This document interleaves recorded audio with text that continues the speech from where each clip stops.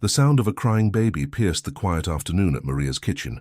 Sarah Martinez looked up from wiping down the last table, her experienced ears immediately recognizing the desperate wail of a truly hungry child.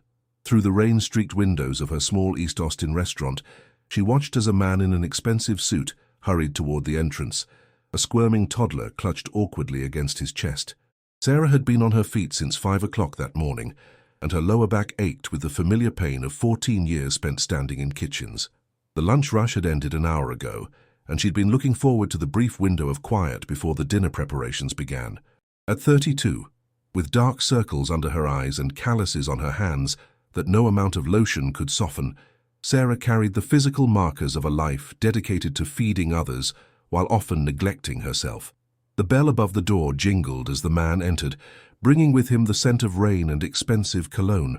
His suit probably cost more than 3 months of Sarah's rent, and the leather briefcase he clutched in one hand looked Italian, the kind she'd only seen in magazines. But it was the baby that captured her attention, 18 months old at most, with tear-streaked cheeks and small fists pounding in frustration against his father's chest. "I understand the implications for the third-quarter projections," the man was saying into a sleek phone wedged between his ear and shoulder, while attempting to maneuver a designer diaper bag and offer a bottle to the screaming child. "But the Montgomery acquisition cannot wait until—" The bottle toppled from his hand, rolling across the worn tile floor to stop at Sarah's feet. She picked it up, noting the expensive organic formula inside, barely touched. "Let me call you back," the man said abruptly, ending the call and shoving the phone into his pocket. "I'm sorry about the disturbance," he addressed Sarah, in the tone of someone unaccustomed to apologizing. "Are you still open?" Yes," Sarah corrected herself, conscious of her accent. "We open until 9. She gestured to an empty booth. "You sit. I bring menu." The man glanced around the modest restaurant with its mismatched chairs and hand-painted murals of Mexican landscapes. For a moment, Sarah thought he might leave. People like him rarely ventured into this part of East Austin unless they'd made a wrong turn. "Thank you," he said finally, sliding into the booth while attempting to settle the wailing child on his lap. "But I don't think we'll be staying. Lucas just won't stop crying, and I have a crucial meeting in—" He checked his watch, a timepiece that probably cost more than Sarah's car. 57 minutes. The baby, Lucas, arched his back and pushed away the bottle his father offered again, crying with renewed vigor. Sarah recognized the signs immediately, the way he turned his head from the formula, the particular pitch of his cry, the slight tugging at his own ear.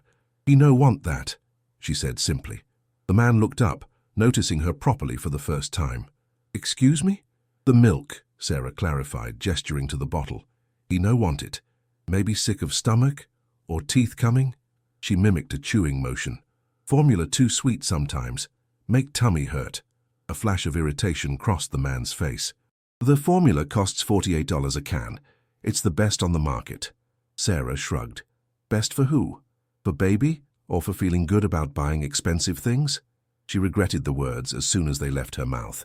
Customers with money were rare in her small restaurant, and she couldn't afford to offend anyone. But something about the man's dismissive attitude and the baby's obvious distress had bypassed her usual caution. To her surprise, instead of anger, a look of defeated exhaustion settled over the man's features. "You're probably right," he admitted, bouncing Lucas ineffectively. "I have no idea what I'm doing. His nanny called in sick. My ex-wife moved to London 6 months ago, and I'm supposed to be presenting a $60 million medical technology proposal in less than an hour." He ran a hand through his perfectly styled hair, mussing it for the first time. "I can't even get him to eat." Sarah felt a pang of sympathy. Despite the man's obvious wealth, she recognized the look of a parent at their wits' end, a look she'd seen in her own mirror many times over the 8 years she'd spent raising Isabella alone. "May I?" she asked, holding out her arms. The man hesitated, then carefully transferred the crying child to Sarah. She settled Lucas against her hip with practiced ease, one hand gently supporting his back, while the other wiped tears from his flushed cheeks. She began to hum softly, a lullaby her grandmother Eleanor had sung to her as a child.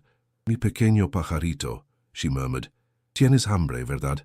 Lucas hiccuped, his cries subsiding slightly as he gazed up at Sarah with wet, curious eyes. His small hand reached up to touch the colorful embroidery on her apron, fingers tracing the pattern of flowers and birds her daughter Isabella had stitched for her last birthday. "He just stopped crying," the man said, sounding both relieved and slightly offended. "How did you do that?" "Babies know who nervous and who calm," Sarah explained simply. "And I think he hungry, but not for bottle.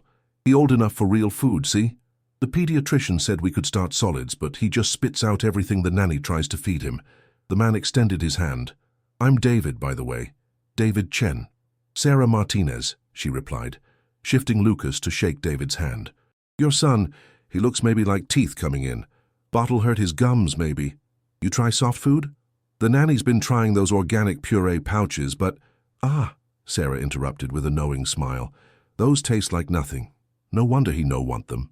She bounced Lucas gently. "I make something special, okay? You sit, relax, make your calls." Before David could protest, Sarah carried Lucas through the swinging doors into her kitchen. It was a small space, but meticulously organized, with bunches of herbs hanging from the ceiling and rows of spices in hand-labeled jars. A pot of stock simmered on the back burner, the base for her grandmother's tortilla soup that had become the restaurant's signature dish. "Now, mi angelito," she told Lucas as she settled him on her hip, "let's make you something good to eat." With practiced one-handed movements, Sarah ladled some clear chicken stock into a small pot. She added a tiny pinch of roasted cumin, a few threads of saffron, and a spoonful of pureed carrots. While it warmed, she finally shredded a small piece of poached chicken, testing its tenderness between her fingers. "My Isabella was just like you," she told the baby, who watched her movements with fascination. "Fussy eater. But Abuela Elena taught me that babies need flavor too, just gentle ones. Food with soul, not from factory." When the soup was ready, Sarah sat at the small table in the corner of the kitchen, cradling Lucas in the crook of her arm.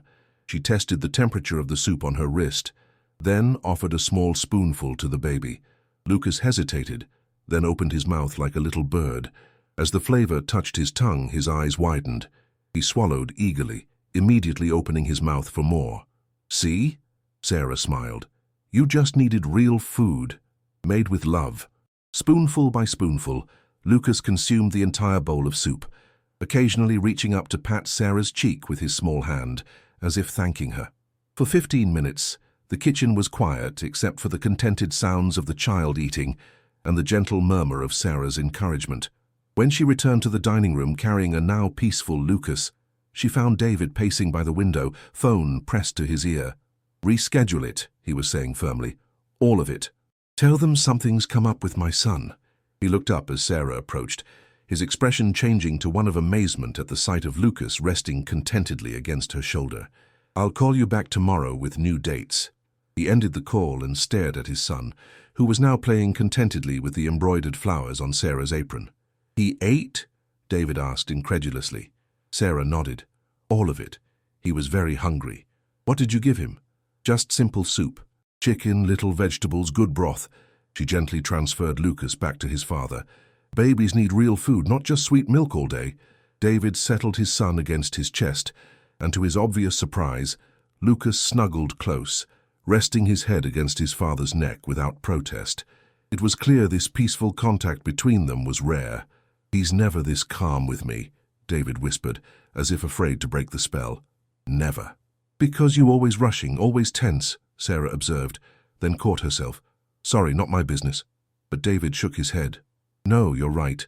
I'm always rushing, always distracted." He looked down at his son, really seeing him perhaps for the first time. "I've been trying to solve this with money. The best nannies, the most expensive formula, organic baby food flown in from California." He met Sarah's gaze. "But all he needed was soup." "Not just soup," Sarah corrected gently. "Attention, patience, someone to sit with him to see what he needs, not just what is convenient." David's phone buzzed in his pocket, but for once he ignored it, his attention fixed on his son's peaceful face and the woman who had accomplished in 15 minutes what he and a series of professional nannies had failed to do for months. "How much do I owe you?" he asked, reaching for his wallet. Sarah waved away the question. "No charge for soup. It's just leftover from lunch." "Please," David insisted, "let me pay you something for your time at least." Sarah hesitated, then named the price of a regular lunch special, $12.50. David pulled out a $100 bill and placed it on the table. "Keep the change," he said, "and thank you. You have no idea what this means." As he gathered his belongings and prepared to leave, Lucas still contentedly resting against his chest, David paused at the door. "Do you work here every day?" he asked. 6 days a week, Sarah replied. "Sometimes 7. Depends if Isabella, my daughter, has school activities." David nodded, a strange expression crossing his face, something between determination and revelation. "I'll be back," he said, with the certainty of a man unaccustomed to having his intentions questioned. "Tomorrow, same time." After they left, Sarah picked up the $100 bill, turning it over in her hands. The tip was generous beyond reason, yet still a small fraction of what someone like David Chen probably spent without thought every day. She tucked the money into the pocket of her apron, where it would join the collection of bills that would pay for Isabella's school supplies, the electricity bill that was already 2 weeks overdue, and if there was enough left, perhaps the beginner piano lesson her daughter had been begging for since her 8th birthday 3 months ago. As she turned back to the kitchen to begin preparations for the dinner service, Sarah had no way of knowing that the simple bowl of soup she had just served would change not only the life of a crying baby and his millionaire father, but her own destiny as well. True to his word, David returned to Maria's kitchen the following day. Sarah was in the middle of the lunch rush, expertly balancing plates of enchiladas and bowls of pozole as she weaved between the tables. Most of her customers were regulars: construction workers from the site down the street, nurses from the community clinic, and elderly couples from the neighborhood who came for her affordable daily specials. When the bell above the door chimed, she glanced up to see David standing in the entrance, Lucas balanced on his hip. Unlike yesterday, the baby wasn't crying. Instead, he was looking around with bright, curious eyes, one small hand clutching his father's expensive tie. David had traded his formal suit for dark jeans and a simple button-down shirt, though Sarah noted that even his casual clothes carried the unmistakable aura of wealth. He scanned the crowded restaurant until his gaze landed on Sarah, and a tentative smile crossed his face. "One moment, please," she called to him, setting down plates at her current table before making her way to the entrance. "You came back." "I said I would," David replied, shifting Lucas to his other hip. "Is this a bad time? I see you're busy." Sarah glanced at the clock above the counter. It was 12:23, the height of the lunch rush. She wouldn't normally take a break for another hour. "Little bit busy, yes," she admitted, "but Marta can cover for a few minutes." She gestured to a teenage girl bussing tables nearby, her cousin's daughter who helped out on weekends and school holidays. "You want table?" David hesitated. "Actually, I was hoping to speak with you privately. About yesterday." He glanced around at the bustling restaurant. "But I can come back later if that's better." Something in his tone made Sarah curious. "Is okay. We can talk in kitchen. Marta," she called, "take over section 2, please. I'll be back soon." She led David through the swinging doors into the kitchen, where the head cook, Javier, was expertly flipping tortillas on the large flat-top grill. 15 minutes, Javi?" Sarah asked him in rapid Spanish. The older man nodded without looking up, his hands never pausing in their rhythmic work. Sarah guided David to the small table in the corner where she'd fed Lucas yesterday. It was hardly an executive conference room, just a battered wooden table with 3 mismatched chairs, tucked beside shelves lined with bulk spices and dried chilies. "Please sit," she offered, taking off her order pad and setting it aside. David settled into a chair, positioning Lucas on his lap. The baby immediately reached towards Sarah, small hands opening and closing in greeting. "He remembers you," David said, sounding surprised. "He's been fussy all morning, but he lit up when I told him we were coming here." Sarah smiled, reaching out to let Lucas grasp her finger. Babies remember kindness. "And good food." She tickled the child's round belly, earning a delighted giggle. "He looks better today.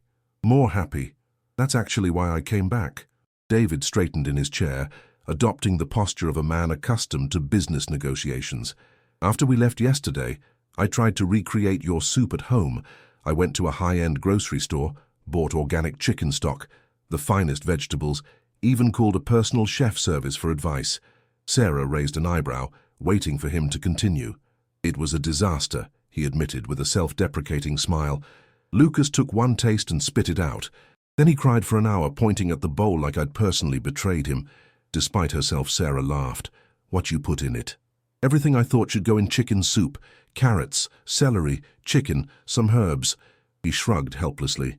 It looked like soup, but it no taste like love, Sarah said simply. Food is more than ingredients. David studied her for a moment, his expression thoughtful. That's precisely why I'm here. Yesterday when you fed Lucas, it was the first time in months he's eaten a full meal without a struggle, and the way he relaxed afterward, he shook his head in wonder. The nanny said he slept through the night for the first time since his mother left. Sarah felt a surge of satisfaction. In her culture, feeding someone was an act of love, and knowing her food had helped this child sleep peacefully meant more than any compliment about flavor or presentation. I'm glad, she said sincerely. All children deserve good sleep and full belly. I want to hire you, David said abruptly. Sarah blinked. Hire me? For what? To teach me how to feed my son. The words tumbled out with the urgency of a man who had made a decision after a sleepless night. And to help me understand what he needs, I'm willing to pay whatever you ask. Sarah stared at him, certain she had misunderstood. You want cooking lessons? Not just cooking lessons. David leaned forward, his expression earnest. You saw in 15 minutes what I've missed for months. You knew exactly what Lucas needed, how to hold him, how to comfort him. I'm not just failing at feeding him. I'm failing at being his father. The raw honesty in his voice caught Sarah off guard. This wasn't the confident businessman who had rushed into her restaurant yesterday, but a vulnerable parent terrified of letting down his child. Mr. Chen, David, please. David, she corrected, I have restaurant to run. And daughter to raise. I cannot be nanny for you. I'm not asking you to be a nanny, he clarified quickly. I'm asking for your expertise. Maybe you could prepare some meals for Lucas that I could reheat at home, and perhaps meet with me once or twice a week to show me how to make simple foods he'll actually eat. He glanced around the kitchen. I could pay you $300 per session, and extra for any prepared meals. Sarah's breath caught. $300 was a quarter of her monthly salary. With that kind of money, she could finally pay off the medical bills from Isabella's pneumonia 2 years ago. Maybe even start saving for college. Still, she hesitated. Why me? There are professional nutritionists, baby food experts, people with degrees and fancy offices. David's gaze dropped to Lucas, who was contentedly playing with a wooden spoon Sarah had given him. Because none of those experts could get him to eat like you did, he said softly. And none of them looked at him the way you do, like he's a little person with feelings, not just a problem to solve. He met her eyes. My company develops medical technology for pediatric hospitals. I've consulted with dozens of child specialists, but yesterday you showed me something they couldn't explain in all their PowerPoint presentations. Before Sarah could respond, the kitchen doors swung open and Marta stuck her head in. Table 7 needs their check, and there's a new four-top asking for you specifically, she reported. The regulars from the construction site. Gracias, I come now. Sarah stood, smoothing her apron. I must go back to work. David rose as well, settling Lucas on his hip. Of course. I didn't mean to take up your time during the lunch rush. He reached into his pocket and produced a business card, placing it on the table. Please think about my offer. You can call me any time. Sarah picked up the card, her eyes widening slightly at the embossed logo. Chen Medical Technologies, with David listed as founder and CEO. I think about it, she promised, tucking the card into her apron pocket alongside the day's tips. As she escorted them back through the restaurant, David paused at the door. Does Lucas need to eat at any particular time? Should I bring him back later today?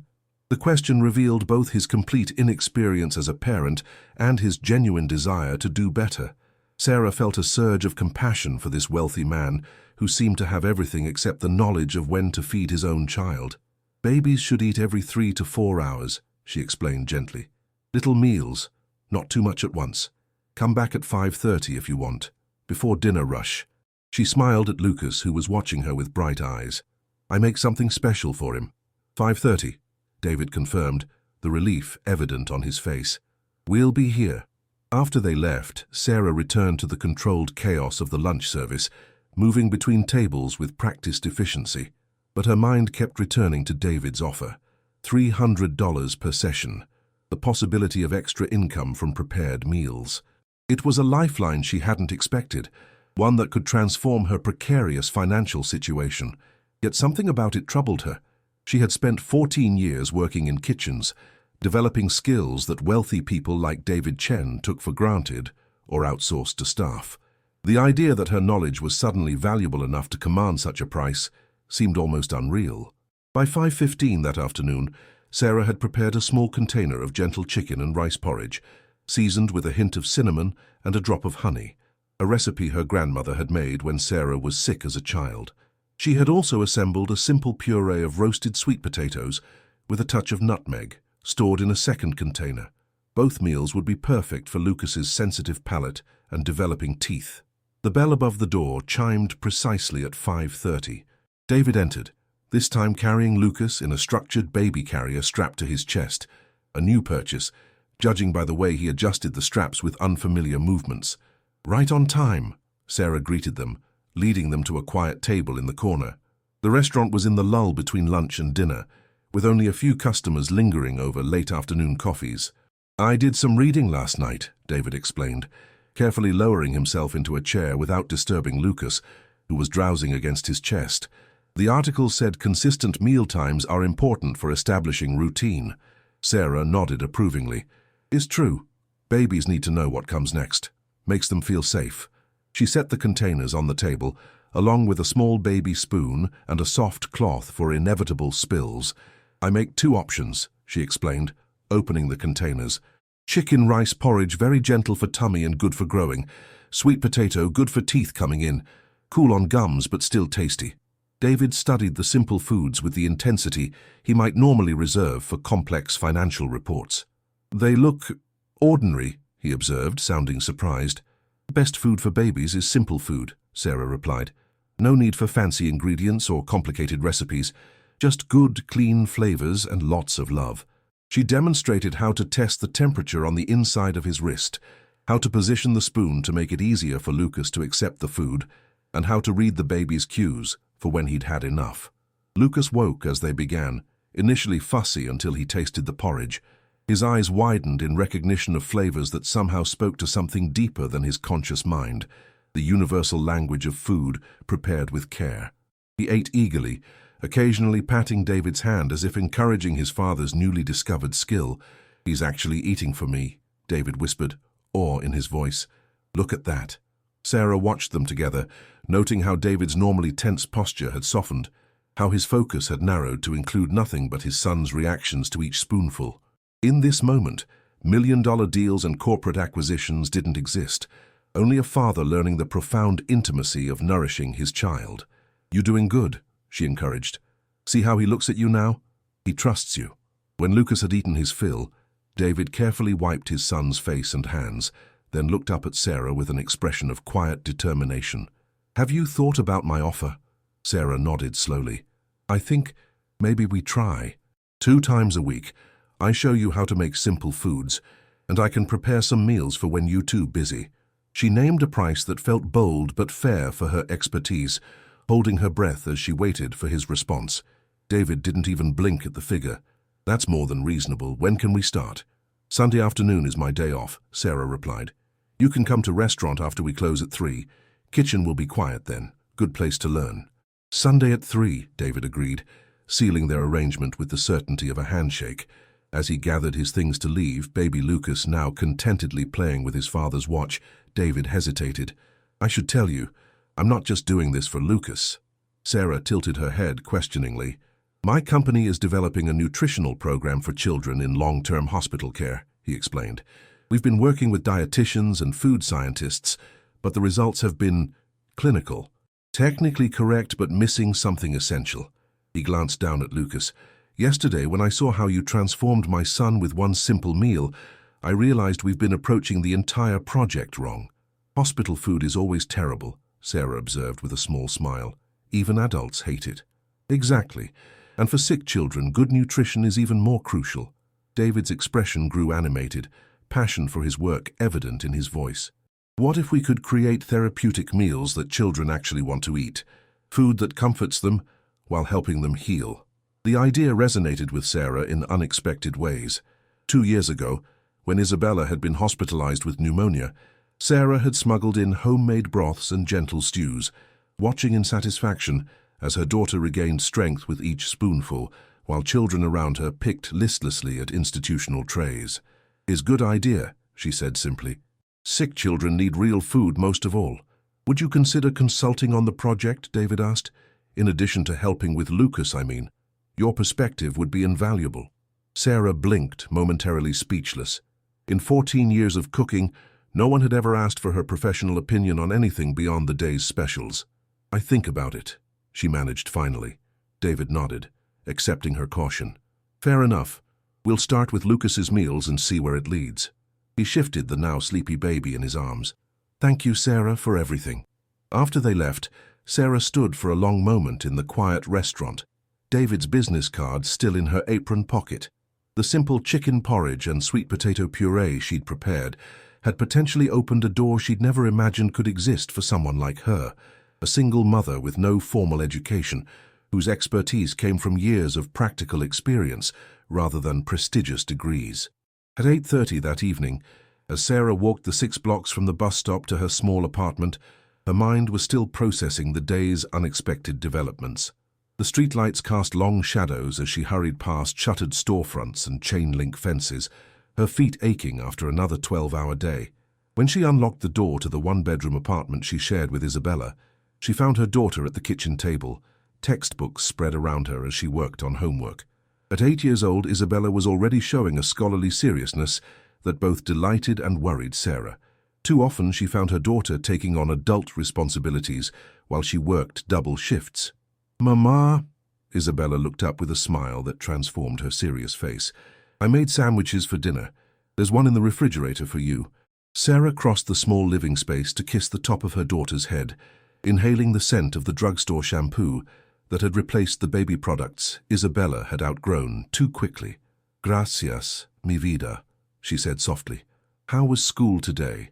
As Isabella chattered about her day, a good grade on a math test, a complicated jump rope game at recess, the ongoing drama of classroom politics, Sarah found herself thinking about Lucas, about the way he had responded to simple, nurturing food, about the way David had looked at his son when he successfully fed him for the first time, and she thought about David's offer, which represented something she had secretly longed for but never dared to name: recognition. Recognition that the knowledge she carried, passed down from her grandmother to her mother to her, had value beyond the $12.50 she charged for a lunch special. Later, after Isabella was tucked into the pull-out couch that served as her bed, Sarah sat at the kitchen table counting the day's tips. Among the familiar singles and fives was the $100 bill David had given her yesterday. She had been saving it, unsure whether to use it for Isabella's overdue dental appointment or to put toward the electricity bill. Now, she allowed herself to imagine a different future. One where her skills as a cook and her intuitive understanding of children's needs might provide not just survival, but stability, perhaps even opportunity. Sarah reached for her phone and entered the number from David's business card, saving it to her contacts. She wouldn't call tonight, it was too late, and she needed time to think carefully about his proposals. But for the first time in years, she felt a tentative hope unfurling in her chest. A hope that the simple soup she had made for a crying baby might somehow lead to something more than just another day of making ends meet. The following Sunday, Sarah arrived at Maria's kitchen shortly after the lunch service ended. She had given Isabella permission to spend the afternoon at her friend Marisol's apartment down the hall, with strict instructions to return home by 6. It was rare for Sarah to have time away from both work and motherhood, and the empty restaurant felt strangely quiet as she prepared for David and Lucas's arrival. She had spent the morning gathering ingredients, not the exotic components of high-end cuisine, but simple, wholesome foods that formed the backbone of her cooking. Chicken thighs rather than breasts for their greater flavor and tenderness, root vegetables with their natural sweetness, fresh herbs from the small container garden she maintained behind the restaurant, rice and beans and soft corn tortillas, the staples that had sustained generations of her family. At precisely 3 o'clock, the back door opened, and David entered carrying Lucas in one arm and a sleek laptop bag in the other. The baby spotted Sarah immediately and reached for her with an excited squeal. "Someone's happy to see you," David observed with a smile, setting down his bag. He looked different today, more relaxed in casual clothes, his hair slightly tousled as if he hadn't bothered with his usual precise styling. 3 days of their new arrangement had already created a tentative ease between them. "Hola, pequeñito," Sarah greeted Lucas, letting him grasp her fingers. "Ready to learn about food today?" She had set up a portable playpen in the corner of the kitchen, borrowed from her neighbor whose grandson occasionally visited. David settled Lucas inside with a few simple toys, then turned to Sarah with the focused attention of a student ready to learn. "Where do we start?" he asked, rolling up his sleeves. Sarah handed him an apron, not one of the restaurant's standard-issue cloths, but a clean one she had brought from home. "First, we make bone broth, is foundation of good baby food. Full of nutrients, easy to digest, can be base for many different meals." Over the next 2 hours, Sarah guided David through the process of creating a gentle, nourishing broth, explaining each step with patient detail. She showed him how to coax maximum flavor from simple ingredients, how to judge doneness by smell and sight rather than strict timing, how to strain and cool the liquid properly to preserve its goodness. David approached the task with the same intensity he likely brought to corporate boardrooms, asking thoughtful questions and taking notes on his phone. But gradually, as the kitchen filled with the comforting aroma of simmering broth, Sarah noticed a change in his demeanor. His movements became less calculated, more intuitive. He began to taste as he went, nodding with quiet satisfaction when flavors melded correctly. "Now we make first real meal with our broth," Sarah instructed, setting out rice, shredded chicken, and soft-cooked carrots. Simple congee, very good for babies with new teeth. As they worked side by side, Lucas watching contentedly from his playpen, David began to share more about his life. The bitter divorce that had left him suddenly a single father. The ex-wife who had decided motherhood didn't fit with her career plans in London. The series of nannies who efficiently managed Lucas's physical needs but never seemed to connect with him emotionally. "I thought I could solve parenting the same way I solve business problems," he admitted, carefully stirring the congee under Sarah's watchful eye. "With money and delegation. Some things cannot be delegated," Sarah replied simply. "Some things need your hands, your heart." She demonstrated how to test the texture of the rice against the roof of her mouth to ensure it was soft enough for a toddler. Like good cooking, must do yourself to understand. When the congee was finished, they settled at the kitchen table to feed Lucas together. The baby accepted each spoonful eagerly, his eyes bright with recognition of the flavors he was beginning to associate with comfort and care. "He's eating so well now," David marveled, wiping a dribble of congee from Lucas's chin. "The pediatrician was amazed at his weight gain this week." Sarah smiled, a quiet pride warming her chest. "Babies know when food is made with attention. They feel difference." As Lucas finished his meal, contentment softening his features, David set down the spoon and turned to Sarah with unexpected seriousness. "I've been thinking about what you said last time, about hospital food being terrible, especially for children." He reached for his laptop bag. "I'd like to show you something if you have a few minutes." Sarah checked the clock. It was only 5:15 and Isabella wouldn't be home for 45 more minutes. "I have time." David opened his laptop and pulled up a presentation titled Pediatric Nutritional Therapy Initiative. He turned the screen towards Sarah, navigating through slides showing children in hospital beds, institutional meal trays, and graphs depicting nutritional intake statistics. Chen Medical Technologies primarily develops diagnostic equipment for pediatric hospitals, he explained. But 2 years ago, we began researching ways to improve nutritional outcomes for long-term patients. Children who are hospitalized for weeks or months often develop significant nutritional deficits, partly because they simply won't eat the standard hospital meals. Sarah nodded, remembering Isabella's hospitalization. "When my daughter had pneumonia, hospital food made her more sick. No flavor, no love. I brought her real food every day." "Exactly," David said, clicking to a new slide showing children's meal trays largely untouched.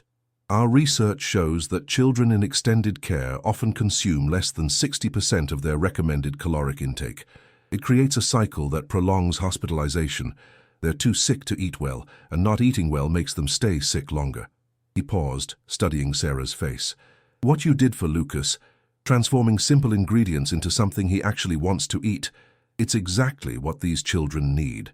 Sarah shifted uncomfortably, acutely aware of the gap between her practical kitchen knowledge and the clinical world of hospitals and research.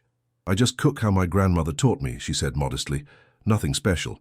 "But it is special," David insisted, turning to another slide showing a sterile hospital kitchen. Look at how institutional food is prepared. Large batches, standardized recipes, minimal customization. It's designed for efficiency, not enjoyment or healing. He closed the laptop, leaning forward with the intensity of someone presenting a vision they deeply believed in. What if we created a program that brought real, nurturing food into pediatric care? Not just nutritionally balanced meals, but food prepared with the same care and attention you give to Lucas's meals. The idea resonated with Sarah more than she wanted to admit. She thought of the children she'd seen in Isabella's hospital ward, pale, listless, picking at bland trays while parents looked on helplessly. It would be good, she acknowledged. But hospitals have rules, systems. They don't let someone like me come change things. That's where my company comes in, David explained. We already have contracts with 217 pediatric hospitals across the country. We have the infrastructure to implement a program like this. We just need the expertise. He met her gaze directly. Your expertise, Sarah. Lucas began to fuss in his high chair, breaking the moment. Sarah stood to lift him out, settling the baby against her hip with practiced ease. Is big idea, she said cautiously. Too big for cook from small restaurant. David watched her with Lucas, noting the natural way she soothed the child, the confident motions of someone who understood on a fundamental level what children needed. You're underselling yourself, he said quietly. What you know, what you do instinctively, it can't be taught in culinary school or medical training. It's something passed down through generations, refined by experience. He began gathering the dishes they'd used, carrying them to the sink in a gesture that suggested he wasn't entirely unaccustomed to household tasks, despite his wealth. I'm not asking for an answer today, he continued. Just think about it. We could start small, maybe develop a test program for the children's hospital here in Austin, see how it goes before expanding. Sarah remained silent, bouncing Lucas gently as she considered the implications. The opportunity was both tempting and terrifying, a chance to extend her caregiving beyond her own family and the regulars at Maria's kitchen, but also a leap into a world she'd never imagined herself belonging to. Let me help with dishes, she said finally, changing the subject. Then I show you how to make sweet potato cakes for tomorrow's lunch. They worked together, cleaning the kitchen, falling into a comfortable rhythm. David washed while Sarah dried and put away, Lucas contentedly playing with measuring spoons on a clean towel spread on the floor between them. Tell me about Isabella, David said as they worked. You mentioned she had pneumonia. Sarah nodded, memories of that frightening time softening her voice. 2 years ago. Very bad. In hospital for 11 days. She arranged the clean pots on their hooks. I was so scared. She is everything to me. You raised her alone? David asked, his tone careful, respectful of her privacy. See, her father left when I tell him I'm pregnant. Sarah shrugged, an old pain long accepted. Maybe for the best. Not everyone meant to be parent. David absorbed this with a thoughtful expression. It must have been difficult. Life is difficult, Sarah replied simply. But Isabella makes it worth everything. She's so smart, best in her class, wants to be doctor someday. Pride infused her voice as she spoke of her daughter's achievements and dreams. This was the core of who Sarah was, not just a cook or a single mother, but a woman whose entire existence was oriented around creating possibilities for her child that she herself had never had. You're doing an amazing job with her, David said with genuine admiration. The way you balance work and parenting, I'm still struggling with it after just 6 months. You learning? Sarah assured him, nodding toward Lucas, who had fallen asleep on his play blanket. See how peaceful he is now? He feels safe. That is most important thing for children, to feel safe and loved. As they finished in the kitchen, David's phone chimed with an incoming message. He checked it briefly, his expression shifting to one of professional concern. I need to make a quick call, he explained. Do you mind watching Lucas for a few minutes? He's asleep anyway. Of course, Sarah agreed, already gathering ingredients for the sweet potato cakes she had promised to demonstrate. David stepped into the restaurant dining room for privacy, and Sarah could hear the low murmur of his voice as he handled whatever business emergency had arisen on a Sunday afternoon. It struck her how different their worlds were, while her concerns centered around bus schedules and stretching groceries until payday. His involved million-dollar decisions and corporate strategy. Yet here in her kitchen, those differences seemed to matter less. They were simply two single parents trying to do right by their children, finding common ground in the universal language of nurturing. When David returned, his professional demeanor had returned somewhat, though he softened immediately upon seeing Lucas still peacefully sleeping. "Sorry about that," he apologized. "Potential issue with a hospital contract in Dallas." "Is okay," Sarah assured him. "Work never stops when you're a parent, I understand." David checked his watch. "We should probably wrap up. I know you need to get home to Isabella soon." Sarah nodded, gathering the containers of food they had prepared. "These for tomorrow and Tuesday. Keep in refrigerator. Warm gently before serving. No microwave. Makes texture strange." "Got it," David said, accepting the containers with careful hands. "Same time next Wednesday?" "Yes, Wednesday good. I show you how to make vegetable purees that actually taste good." As David gathered Lucas's things and gently transferred the sleeping baby to his carrier, Sarah found herself reflecting on how quickly their arrangement had developed its own comfortable routine. There was something surprisingly fulfilling about sharing her knowledge with someone who valued it so highly, who recognized the expertise in what she had always considered simply the work of survival. David settled his payment on the counter, an envelope containing exactly the amount they had agreed upon. The transaction remained slightly awkward, a reminder of the economic distance between them that their growing ease with each other sometimes obscured. "Thank you, Sarah," he said, shouldering Lucas's diaper bag, "not just for the cooking lessons, but for everything you're teaching me about being a father." "You're doing fine," she assured him, walking them to the door. "Just need confidence. Lucas knows you trying." After they left, Sarah finished closing the kitchen and gathered her own belongings. The bus ride home was crowded as usual, but she barely noticed the discomfort, her mind occupied with David's proposal about hospital food programs and what it might mean for her future. When she arrived home, she found Isabella and Marisol sitting on the living room floor, textbooks open between them as they worked on a science project involving a homemade volcano. "Mama!" Isabella exclaimed, jumping up to hug her. "Can Marisol stay for dinner? We're almost finished with our project." Sarah hesitated, mentally cataloguing the contents of their refrigerator. "Of course," she decided. "I make quesadillas." As she prepared a simple meal for the girls, Sarah found herself approaching the familiar task with a new awareness.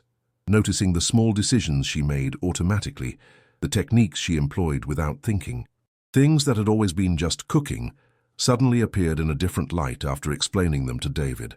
Later that evening, after Marisol had gone home and Isabella was getting ready for bed, Sarah sat at their small kitchen table with a cup of tea, David's business card in front of her.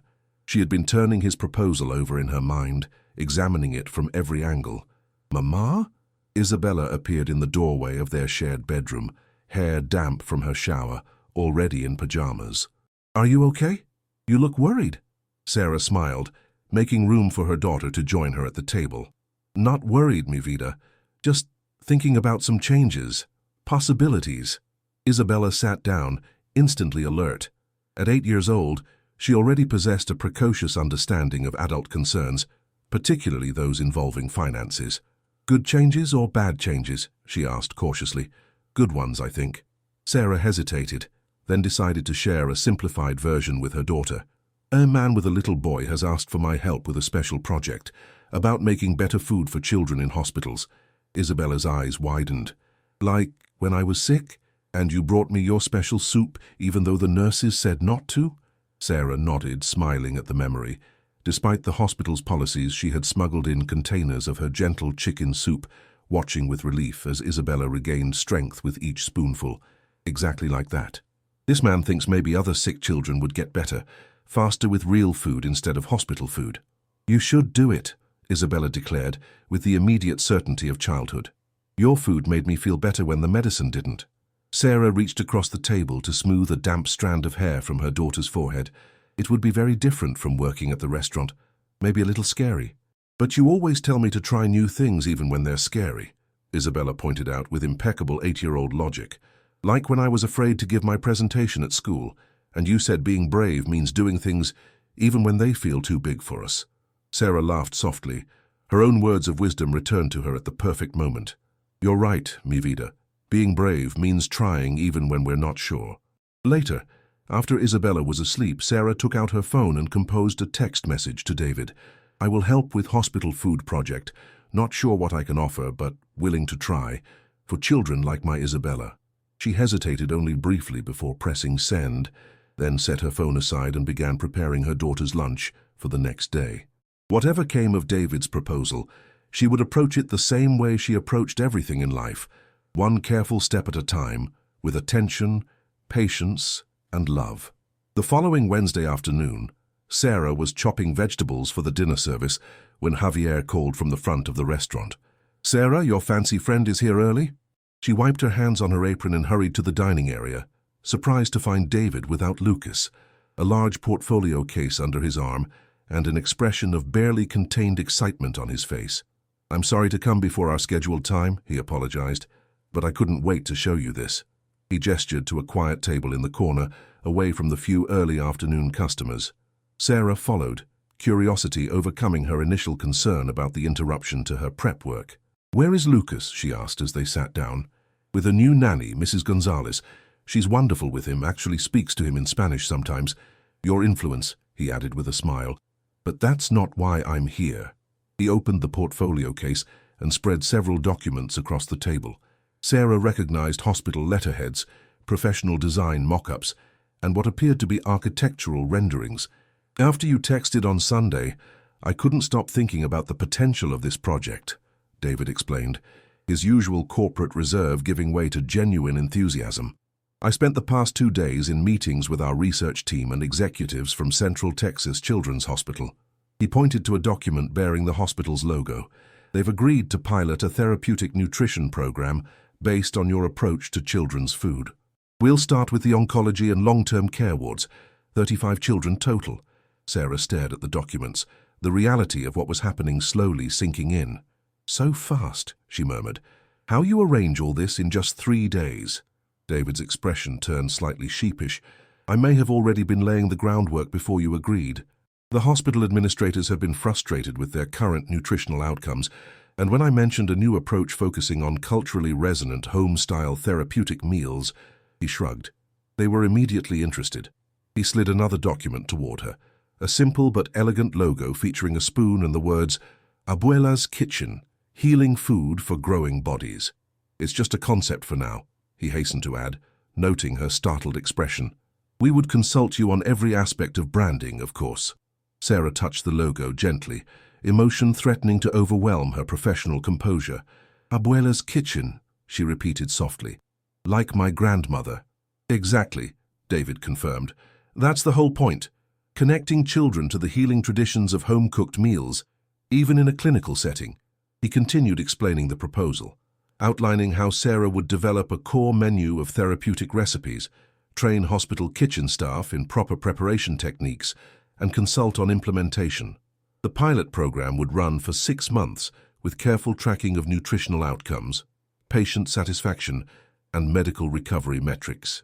The compensation package would include a base consulting fee plus performance bonuses based on program success, he explained, sliding forward another document with numbers that made Sarah's breath catch. "This would be in addition to our ongoing arrangement for Lucas's meals, of course." Sarah stared at the figure on the page. The proposed monthly consulting fee was more than she earned in 4 months at Maria's Kitchen. It was enough to move Isabella to a better apartment in a safer neighborhood, enough to start a college fund, enough to no longer live paycheck to paycheck for the first time in her adult life. Is too much," she stammered, pushing the paper back toward him. "I no have fancy degree, no have business experience." "Sarah," David leaned forward, his expression serious. "What you have is worth more than any degree. You have generations of wisdom about nurturing through food. You have practical experience that no classroom could provide. And you have something our healthcare system desperately lacks, the understanding that healing isn't just about medicine, but about caring for the whole person." He gestured around the modest restaurant. "What you do here every day, the way you feed people with attention and love, that's exactly what these children need. We're not asking you to become something you're not. We're asking you to share what you already are." Sarah fell silent, overwhelmed by the magnitude of the opportunity before her and the unexpected validation of skills she had always taken for granted. For 14 years, she had been cooking to survive, to pay rent, and keep Isabella fed and clothed. The idea that her food could have greater purpose, could help children beyond her own, was both exhilarating and terrifying. "I need to think," she said finally. "Talk to Isabella is big change." "Of course," David agreed immediately. "Take all the time you need." He gathered the documents back into his portfolio case, leaving only his card and the compensation offer on the table. "We don't need an answer today." As he stood to leave, he hesitated, then added, "The hospital administrators asked if they could meet you next week. Just an informal conversation to get a sense of your approach to children's nutrition. Would that be something you'd consider?" Sarah thought of the hospital where Isabella had been treated, the sterile corridors, the important people in white coats who had barely glanced at her as they made their rounds. The idea of meeting with such people as a consultant rather than a worried mother seemed almost unimaginable. And yet, yes, she heard herself say, I meet them, but first I cook for them, so they understand what we talk about.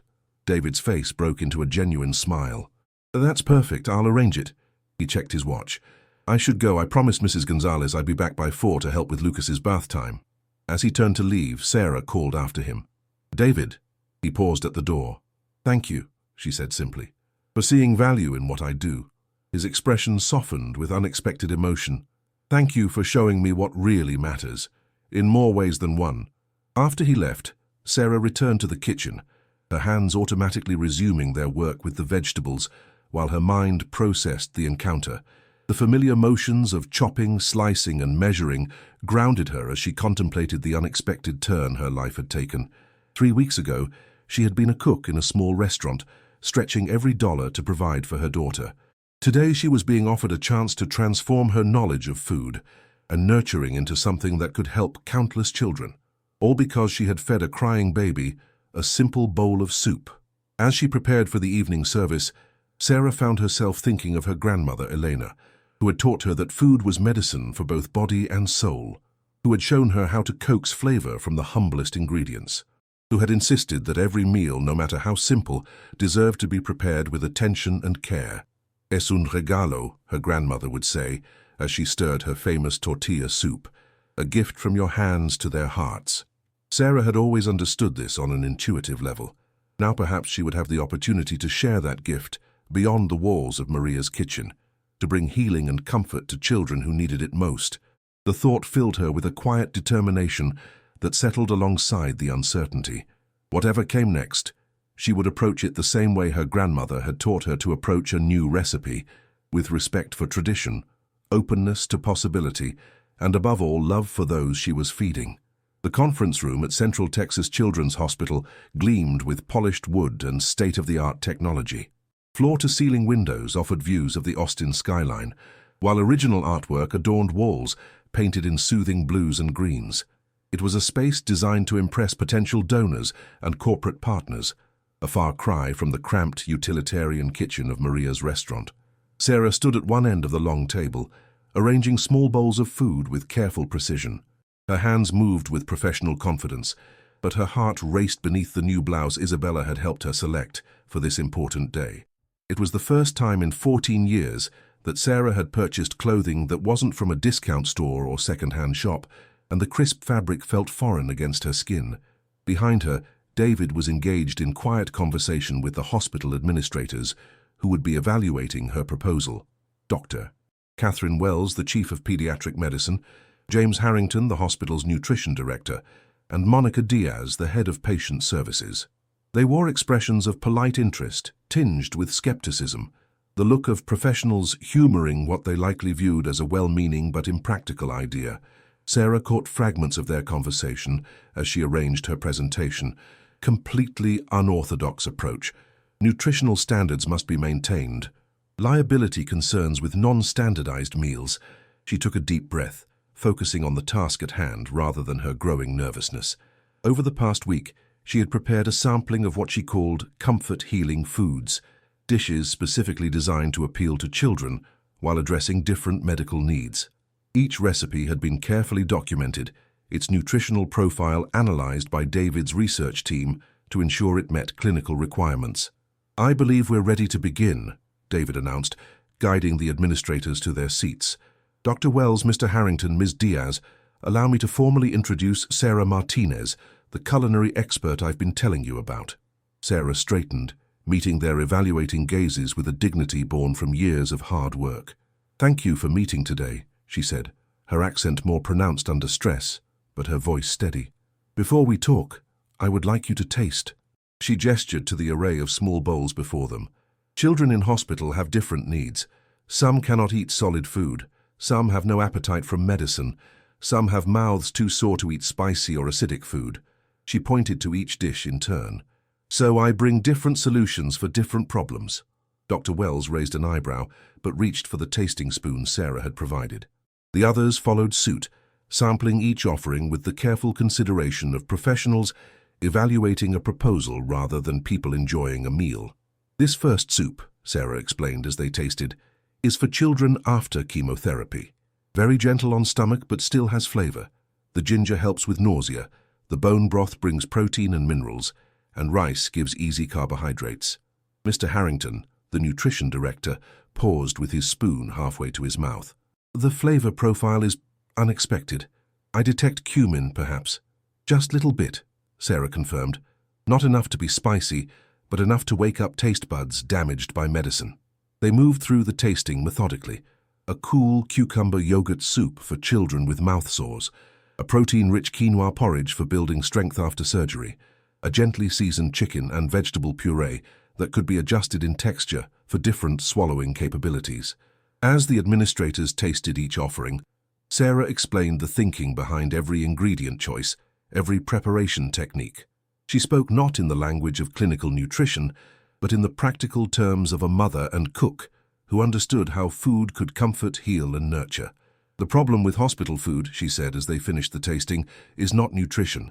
Your dietitians are very smart, know all about vitamins and calories, but they forget something important." "Doctor." Wells leaned forward slightly. "And what's that, Mrs. Martinez?" "Food is memory, is connection, is love." Sarah gestured to the dishes they had sampled. "When children eat, they no just need nutrients. They need to feel safe, feel cared for. Hospital is a scary place. Strange people, pain, parents worried. Food that tastes like home, like someone made it just for them. This helps healing here." She touched her heart. A silence fell over the conference room as the administrators exchanged glances. Sarah couldn't read their expressions, couldn't tell if she had convinced them or merely confirmed their suspicions that she was out of her depth in this clinical environment.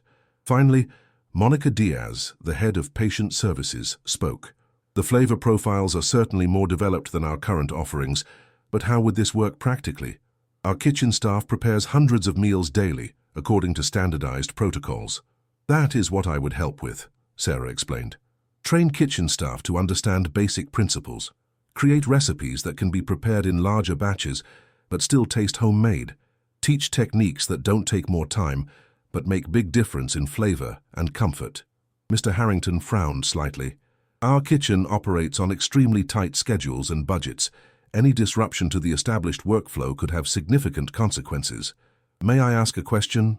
David interjected smoothly. "What's your current rate of meal consumption among pediatric patients?" The nutrition director shifted uncomfortably. "We see approximately 60% consumption rates across all wards, lower in oncology and long-term care."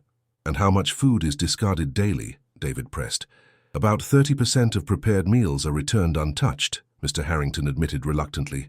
David nodded thoughtfully. "So your kitchen is already preparing food that isn't being eaten, which means you're currently paying for ingredients, staff time, and disposal costs for meals that provide zero nutritional benefit to patients." The administrators fell silent, the financial implications clear. "Our proposal," David continued, "isn't to overhaul your entire food service operation. We're suggesting a targeted pilot program focused specifically on the wards where nutritional compliance is lowest. If Sarah's approach increases consumption rates even by 20%, the program would essentially pay for itself through reduced waste alone." Dr. Wells, who had remained largely silent during the tasting, finally spoke. "The concept is intriguing from a holistic care perspective. We know that psychological factors play a significant role in recovery, particularly for pediatric patients." She turned to Sarah. "But I'm curious, Mrs. Martinez, what qualifies you for this role? Do you have any background in clinical nutrition or hospital food service?" It was the question Sarah had been dreading. the one that highlighted the gap between her practical experience and formal credentials. For a moment she felt the full weight of her limitations, a single mother with no college education, standing before medical professionals in their prestigious conference room. But then she thought of Isabella in her hospital bed 2 years ago, turning away from institutional trays, but eagerly accepting the food her mother had prepared with love and care. And she thought of Lucas, transformed from a fussy, unhappy baby to a thriving toddler through the simple power of nurturing food. "I have no degree," Sarah acknowledged, straightening her shoulders, "but I have fed children for 24 years. First my brothers and sisters in Mexico, then my daughter, then hungry children in my community who come to restaurant when parents cannot afford food." She gestured to the empty bowls before them, every dish sampled completely despite initial skepticism. "I know when child is in pain and cannot eat hard food. I know when medicine makes stomach upset and what flavors will still taste good. I know how to make food that says to child, 'You are seen. You are loved. You will be okay.'" She paused, gathering courage for her final point. "Hospital has many people with degrees, many experts on medicine, on nutrition science, but maybe you need someone who is expert on feeding children with love. This is what I offer." The room fell silent again, but this time the quality of the silence had changed. Dr. Wells was looking at Sarah with new consideration, while Ms. Diaz was nodding slightly, perhaps remembering her own experiences with hospital food during illnesses. "I propose a limited trial," Dr. Wells said finally. 1 month, focusing on the oncology ward, where we have the greatest challenges with nutritional compliance. We'll track consumption rates, patient satisfaction, and any observable clinical indicators that might correlate with improved nutrition. She turned to David. "Assuming Chen Medical Technologies is prepared to underwrite the additional costs for this initial phase." "Absolutely," David confirmed without hesitation. "We'll cover all expenses related to specialized ingredients, additional training, and Mrs. Martinez's consulting fees." Mr. Harrington still looked skeptical but nodded reluctantly. "I can allocate a section of the kitchen for this project and assign 2 staff members to work directly with Mrs. Martinez." "Perfect," David said, his professional demeanor masking the triumph Sarah could see in his eyes. "When would you like to begin?" "I see no reason to delay," Dr. Wells replied. "Perhaps next week? We'll need time to establish baselines for comparison and brief the oncology staff." As they discussed logistics, Sarah remained quiet, still processing what had just happened. In the span of 20 minutes, she had gone from a restaurant cook to a hospital nutrition consultant. The realization was overwhelming, a mixture of pride and terror swirling in her chest. The meeting concluded with handshakes and tentative smiles, the administrators filing out with promises of follow-up emails and scheduling coordination. When the door closed behind them, leaving Sarah alone with David, she finally allowed herself to exhale fully. "Did that really happen?" she asked, her voice soft with disbelief. David's professional reserve melted into a genuine smile. "It really did. You were amazing, Sarah. I was so nervous," she admitted, beginning to gather her cooking equipment with trembling hands. "When Dr. Wells asked about my qualifications, I thought it was over." "Your answer was perfect," David assured her. "Better than any list of degrees could have been." He moved to help her pack, carefully wrapping ceramic bowls in clean towels. "You spoke from experience and heart, exactly what this project needs." As they cleaned up together, Sarah's mind raced ahead to the practical implications.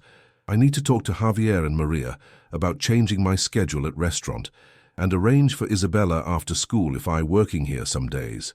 "We'll make it work," David promised. "This is just the beginning, Sarah. Once we demonstrate success here, we can expand to other hospitals in the network." The scope of possibility stretched before her, so different from the careful, constrained planning that had defined her life until now. For 14 years, she had thought only in terms of surviving until the next payday, making ends meet for another month. Now she was contemplating a future where her knowledge might transform care for children beyond her immediate reach. "I should get back to restaurant," Sarah said, reality reasserting itself. "Dinner service starts in 2 hours." "Of course. I'll drive you," David offered, lifting the heaviest of her bags. "It's the least I can do after you just helped secure a potentially groundbreaking hospital partnership for my company." On the drive back to Maria's kitchen, Sarah sat quietly in the passenger seat of David's luxury car, watching the city pass by through tinted windows. Her life had changed so dramatically in the span of 3 weeks that she could barely process the transformation. "There's one more thing," David said as they neared the restaurant. "Lucas has been asking about you. He keeps pointing at the kitchen whenever I try to feed him at home." He glanced at her briefly before returning his eyes to the road. "I was wondering if you might join us for dinner sometime this week. At my house, I'd like to cook for you for a change, show you what I've learned." The invitation surprised her. Their relationship had been strictly professional, despite the growing ease between them, centered around Lucas's needs, and now this hospital project. I'm not sure is appropriate," she said hesitantly. "It would be just dinner," David clarified quickly. "To celebrate the hospital partnership. Isabella would be welcome too, of course. Lucas would love to meet her." Put that way, it seemed a reasonable extension of their working relationship, a celebration with their children rather than anything more complicated. "Okay," Sarah agreed. "But you really cook, not order from fancy restaurant?" David laughed, a warm sound that transformed his usually composed features. "I promise to cook myself. It may not be up to your standards, but I've been practicing." He pulled up in front of Maria's kitchen. "How about Friday at 7? I'll text you the address." After Sarah had gathered her things and thanked him for the ride, she watched his car pull away from the curb, still trying to reconcile the corporate executive she'd met 3 weeks ago with the man who now wanted to cook dinner for her and Isabella. The dinner shift passed in a blur, Sarah's mind alternating between excitement about the hospital project and nervous anticipation about Friday's dinner at David's home. When she finally returned to her apartment shortly after 11 that night, she found Isabella still awake, despite the late hour, waiting up with barely contained curiosity. "How did it go?" her daughter demanded as soon as Sarah walked through the door. "Did they like your food? Are you going to work at the hospital now?" Sarah smiled, dropping her keys on the counter and kicking off her shoes with a groan of relief. "Yes, they liked the food. Yes, I'm going to help at hospital starting next week." Isabella's face lit up with pride. "I knew they would like it. Your food is the best in the whole world." "Come, help me make tea and I tell you everything," Sarah said, cherishing her daughter's unquestioning belief in her abilities, a confidence Sarah herself was still learning to feel. Over cups of chamomile tea, Sarah recounted the meeting in simplified terms, describing the administrator's initial skepticism and gradual acceptance. Isabella listened with rapt attention, asking surprisingly insightful questions about how the program would work and what Sarah would be doing. "And there's something else," Sarah added, watching her daughter's face carefully. "Mr. Chen, Lucas's father, invited us to dinner at his house on Friday to celebrate the hospital project." Isabella's eyes widened. "At his actual house? Is he rich?" "Isabella," Sarah admonished gently, "we don't ask such questions." "But is he?" her daughter persisted. Sarah sighed, unable to deny the obvious. "Yes, he has money, but that's not important. He is a kind man who cares about his son and wants to help sick children." Isabella considered this with the solemn thoughtfulness that sometimes made her seem older than her 8 years. "Can I wear my blue dress? The one Tia Elena gave me for Christmas?" "Yes, you can wear the blue dress," Sarah agreed, relieved that her daughter's interest seemed limited to clothing choices rather than deeper implications. "Now bed, mi vida. It's very late and you have school tomorrow." Friday evening arrived with unexpected swiftness. Sarah found herself standing before the small mirror in their bathroom, fussing with her hair in a way she hadn't done in years. She had kept her outfit simple, dark slacks and a forest green blouse that Isabella insisted brought out the amber flecks in her brown eyes. "You look pretty, Mama," Isabella declared from the doorway, already dressed in her cherished blue dress with her hair neatly braided. Sarah smiled at her daughter's reflection. "And you look beautiful, mi vida." The address David had provided led them to a neighborhood Sarah had only seen from a distance, an enclave of modern homes set on carefully landscaped lots in the hills overlooking downtown Austin. The Uber driver gave them a curious look as he pulled up to the security gate, clearly wondering what this modestly dressed woman and child were doing in such an exclusive area. David's home was not as ostentatious as Sarah had feared, a contemporary 2-story structure of warm wood and glass that seemed to blend with the surrounding landscape rather than dominate it. Still, she estimated it was easily 20 times the size of their apartment. "Wow," Isabella whispered as they approached the front door. "It looks like houses in magazines." "Remember your manners," Sarah reminded her gently. and no questions about money or expensive things. Before she could ring the bell, the door swung open to reveal David in casual clothes, an apron tied around his waist, and Lucas perched on his hip. The baby immediately reached for Sarah with a delighted squeal of recognition. "You made it," David said, his smile genuine and warm. "Please come in. Dinner is almost ready, or at least I hope it is. The recipe didn't mention how to tell when the risotto is actually done." The interior of the house was surprisingly warm and lived in, given David's bachelor status. The open floor plan revealed a spacious living area with comfortable furniture and large windows, framing views of the hill country. Toys were scattered across the plush carpet, evidence of Lucas's presence in every part of the home. "Your house is beautiful," Sarah said politely, accepting Lucas, who was practically launching himself from David's arms into hers. "Thank you. We've only been here 6 months, David explained, leading them toward the kitchen. "After the divorce, I wanted a fresh start for Lucas, somewhere that could be just ours." He turned his attention to Isabella, who was taking everything in with wide-eyed curiosity. "And you must be Isabella. Lucas and I have been looking forward to meeting you." Isabella straightened, assuming her most grown-up demeanor. "It's nice to meet you, Mr. Chen. Thank you for inviting us to dinner." "You're very welcome," David replied, matching her formal tone with gentle amusement. "Would you like to see what I'm cooking? Your mother has been teaching me, but I'm still learning." The kitchen was a chef's dream, gleaming countertops, professional-grade appliances, and a center island large enough to seat 6. Pots simmered on the massive range, and a colorful salad was artfully arranged on a serving platter. "I hope I haven't embarrassed myself completely," David said, returning to the stove to stir what appeared to be a creamy risotto. "I wanted to show Sarah that I've been paying attention to her lessons." Sarah set Lucas in a high chair positioned near the island, where he could watch the activity while staying safely contained. "Smells good," she offered encouragingly. "Risotto is difficult dish. Ambitious choice." "Go big or go home, right?" David replied with a self-deprecating smile. "Though since we are home, I suppose I've limited my options."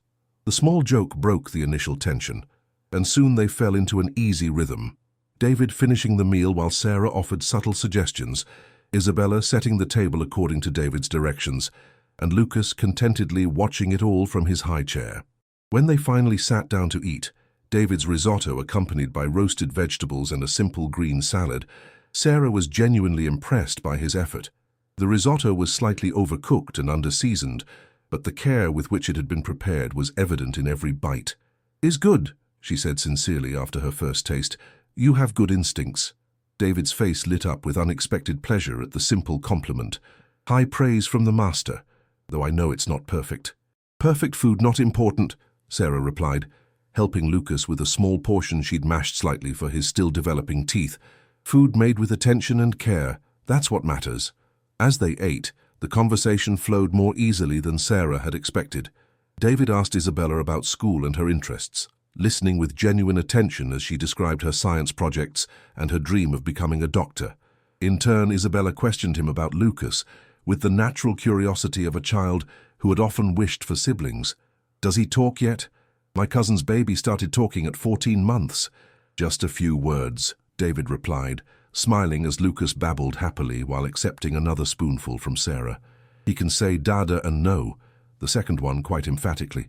"And recently he started saying something that sounds like Sarah, though it comes out more like Sawa."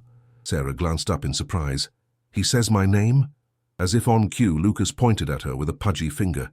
"Sawa," he declared clearly, his face breaking into a delighted smile.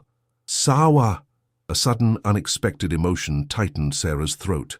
In the 3 weeks she'd been feeding Lucas and teaching David to care for him, she'd maintained a careful professional distance, conscious of the boundaries between them. But hearing her name on the baby's lips, recognizing that she had become important enough in his little world to warrant a place in his emerging vocabulary, touched something deep within her.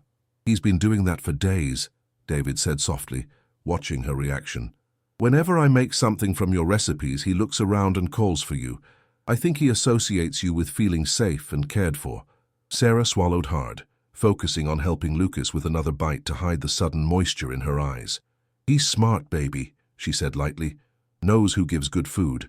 After dinner, they moved to the living room where Lucas immediately crawled into Sarah's lap. settling against her with the complete trust of a child who feels secure. Isabella, initially shy in the unfamiliar surroundings, gradually relaxed as David showed her Lucas's toys and books. "I have something for you," David said, disappearing briefly into another room. He returned with a thick envelope which he handed to Sarah. The official contract from the hospital. Everything we discussed, plus some additional provisions they added about possible expansion if the initial phase goes well. Sarah set the envelope aside, conscious of Isabella's curious eyes. "I look later. Maybe have lawyer check?" She had never needed a lawyer in her life, but she'd seen enough television to know that contracts should be reviewed by professionals. "Absolutely," David agreed. "In fact, I took the liberty of arranging for our corporate counsel to review it on your behalf. They flagged anything that might not be in your best interest, with suggested revisions." His thoughtfulness, the recognition that she would be navigating unfamiliar territory without the resources to protect herself, was unexpectedly touching. "Thank you," she said simply. While Isabella helped David gather dessert plates from the dining room, Sarah remained on the sofa, Lucas now drowsing against her shoulder.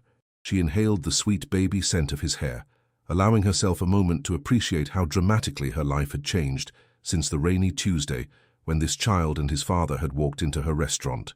"He's out cold," David observed when he returned, Isabella following with a plate of cookies. "He usually fights sleep with every ounce of his being. You have a magic touch." "Not magic," Sarah demurred. "Just experience." David sat beside her, watching his son's peaceful sleep with an expression of wonder. "You know, before you came into our lives, I was failing him completely. I kept throwing money at the problem, expensive formula, professional nannies, developmental specialists. But what he really needed was so much simpler. Children need love, attention, good food," Sarah replied. "These things no cost money. But they cost something more valuable. Time and presence," David said quietly. "Things I wasn't giving him because I was too busy trying to build a company, make a name for myself." He shook his head ruefully. "It took watching you feed him that first day to realize what really matters." There was something in his voice, a raw honesty that transcended their different backgrounds and experiences. In this moment, they were simply two parents acknowledging the profound responsibility and joy of caring for small lives entrusted to them. "You good father," Sarah told him with conviction. "You learning. That is what matters." Isabella, who had been quietly munching a cookie while listening to this adult conversation, suddenly spoke up. "My mama is the best at taking care of people. That's why she's going to help all those sick kids at the hospital." David smiled at her. "Your mother is extraordinary, Isabella. I don't think I fully understood that until I saw the hospital administrators' faces when they tasted her food." He turned to Sarah. "You know, Dr. Wells called me after the meeting. Said she hadn't tasted anything that good since her grandmother's cooking." Sarah felt her cheeks warm at the unexpected praise. "Is just food made with care." "No," David said, his voice gentle but firm. "It's more than that. What you do, the way you nurture through food, it's a gift, a rare and valuable one that I almost didn't recognize because it didn't come with credentials or a corporate title." He glanced down at Lucas, still peacefully asleep against Sarah's shoulder. "My son knew, though, from that very first spoonful." The simple truth of his statement hung in the air between them, an acknowledgement of how easily wisdom can be overlooked when it doesn't arrive in expected packages. "I should put him to bed," David said finally. "Would you like me to take him?" Sarah nodded, carefully transferring the sleeping child to his father's arms. The transition was seamless, Lucas barely stirring as David cradled him with newfound confidence. "I'll be right back," he promised, carrying his son toward the stairs. "Make yourselves comfortable." When David had disappeared upstairs, Isabella scooted closer to her mother on the sofa. "I like them," she whispered conspiratorially. "Lucas is cute, and Mr. Chen is nice, not snobby like rich people on TV." "Isabella," Sarah admonished gently, though she couldn't disagree with her daughter's assessment. "It's true," Isabella insisted, "and he made dinner himself instead of having servants do it. That means he respects you, Mama." Out of the mouths of babes, Sarah thought, once again surprised by her daughter's perceptiveness. David had indeed shown respect in ways both large and small, from valuing her knowledge about food to ensuring she had legal protection in her new business arrangement. When David returned a few minutes later, he carried a small gift bag that he handed to Isabella. "Lucas wanted you to have this," he said, for being such a good dinner guest." Isabella accepted the bag with wide eyes, looking to her mother for permission before opening it. Inside was a small, beautifully illustrated book about a girl who becomes a doctor. "Lucas has excellent taste," David said with a wink, "and apparently he believes in supporting future medical professionals." Isabella clutched the book to her chest, her usual composure momentarily abandoned in childish delight. "Thank you. Please tell Lucas thank you too when he wakes up." "I will," David promised. "Now, would anyone like coffee or tea with dessert? I make a surprisingly decent espresso despite my other culinary limitations." The remainder of the evening passed in comfortable conversation. David described his company's work developing pediatric medical technology, while Sarah shared stories of Isabella's childhood and her own journey from Mexico to Austin. The differences in their lives were stark, yet there was a genuine connection in their shared experiences as single parents trying to balance work and family responsibilities. As the evening drew to a close, David insisted on calling a car service to take them home rather than having them wait for an Uber. While Isabella gathered her book and said goodbye to the sleeping Lucas through the baby monitor, David and Sarah found themselves momentarily alone in the entryway. "Thank you for coming tonight," he said, his usual corporate confidence replaced by something more genuine. "It meant a lot to Lucas and to me." "Thank you for dinner," Sarah replied. "You cook better than you think, just need practice." "I have a good teacher," David said with a warm smile. There was a brief moment of uncertainty, the awkward pause of two people from vastly different worlds who had nonetheless found unexpected common ground. "The hospital project starts Monday," David said, breaking the silence. "Are you ready?" Sarah took a deep breath, considering the enormity of the change before her. In 3 days, she would step into a prestigious hospital, not as a worried parent or service worker, but as a consultant with valuable expertise to share. "Yes," she decided. "I ready." Outside, the car service pulled into the driveway, its headlights sweeping across the front of the house. "Looks like your ride is here," David observed. "Isabella," he called. "The car's waiting." As they said their goodbyes at the door, David hesitated, then spoke in a rush as if the words had been waiting all evening. "I want you to know something, Sarah. Whether the hospital project succeeds or fails, meeting you has changed how I see the world, how I parent, how I understand what really matters." His sincerity caught her off guard, as did the unexpected moisture she glimpsed in his eyes. 3 weeks ago, I was a father failing my son, a CEO who thought money and technology could solve every problem. He smiled ruefully. "Then you fed a crying baby, and somehow that simple act of kindness started to heal both of us." Before Sarah could formulate a response, Isabella appeared at her side, ready to leave. The moment passed, but the weight of David's words remained as they made their goodbyes and stepped into the waiting car. On the ride home, Isabella chatted excitedly about Lucas, the beautiful house, and her new book. Sarah responded appropriately, but her mind kept returning to David's parting words and the vulnerable gratitude she had glimpsed in his eyes. That night, after Isabella had fallen asleep, Sarah sat at their small kitchen table reviewing the hospital contract. The terms were more generous than she had expected, the opportunities more expansive. It represented a future she had never imagined possible, one where her knowledge was valued, her expertise recognized. Yet what touched her most deeply was not the promise of financial security or professional recognition. It was the memory of Lucas calling her name, of David acknowledging how a simple bowl of soup had changed his understanding of fatherhood, of the connection forged through the basic human act of nurturing through food. In 3 weeks, she had gone from an invisible worker serving wealthy clients to a woman whose unique gifts were finally being seen and valued. And it had all begun with a crying baby and a recipe carried in her heart from her grandmother's kitchen. A recipe that had left a millionaire father in tears of recognition that what his son needed most could never be purchased, only given freely with love. 6 months later, Sarah stood in the newly renovated kitchen of the pediatric oncology ward, surveying the morning's preparations with quiet pride. Stainless steel counters gleamed under efficient lighting, while colorful charts displaying the day's menu hung at child-eye level with cheerful illustrations. What had once been a sterile institutional space now hummed with purpose and warmth. "Chef Sarah," called Miguel, one of the kitchen assistants she had trained. "The breakfast tortilla soup is ready for your approval." Sarah moved to his station, accepting the small tasting bowl with a nod of encouragement. The young man watched anxiously as she sampled his creation, a gentle chicken broth infused with mild spices and lime, designed specifically for children whose taste buds had been altered by chemotherapy. "Perfect," she pronounced after careful consideration. "Good balance. The lime will wake up their taste buds without being too sharp." Miguel's face broke into a relieved smile. "I remembered what you taught us. Add the lime juice at the very end, never during cooking."